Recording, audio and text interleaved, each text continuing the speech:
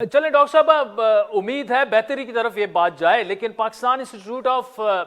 پیس studies کی حالیہ جو رپورٹ سامنے آئی ہے اس پر اگر نظر ڈالیں تو پچھلے 3 سالوں میں مسلسل اضافہ دیکھنے میں آ رہا ہے دہشت گردی کی کارروائیوں میں۔ انہی کی رپورٹ کے مطابق 80% دہشت گرد کارروائیوں میں ٹی ٹی پی، داعش اور بی ایل اے ملوث ہے، اور ظاہری بات ہے بی ایل اے بھی افغان سرزمین استعمال کرتی ہے۔ کیا یہ کافی ہوگا کہ افغان طالبان کی لیڈرشپ مطلب کیا یہ ان کے بس میں ہے کہ وہ یہ معاملہ ٹی ٹی پی والا حل کروا سکیں؟ دیکھیں، 2 پہلو ہیں پاکستان کو، جو سیکیورٹی تھریٹس کا سامنا پاکستان کر رہا ہے اس وقت،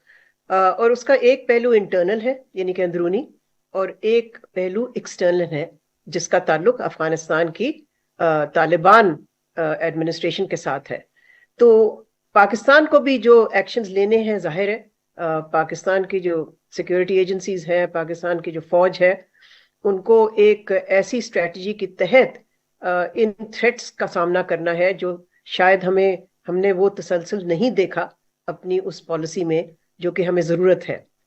جہاں تک ایکسٹرنل پہلو ہے، یس بالکل افغان طالبان کے بس میں تو ہے کہ وہ ٹی ٹی پی کو کنٹین کریں، ٹی ٹی پی کو ڈسمینٹل کریں، بلکہ لیکن ابھی تک ہم نے ان کی طرف سے کوئی اس طرح کا اشارہ نہیں دیکھا جس سے کہ ہم مطمئن ہوں کہ وہ تیار ہیں کوئی ایکشن لینے کے لیے۔ اسی لیے تو پاکستان نے اتنا دباؤ بڑھایا ہے کابل پہ حال ہی میں۔ پچھلے چند مہینوں سے تو پاکستان نے adapted a very tough policy. تو اب دیکھتے یہ ہیں کہ جو ان کے اختیار میں ہے، جو میں سمجھتی ہوں ہے، کیا وہ ٹی ٹی پی کو کنٹین کر پائیں گے یا نہیں۔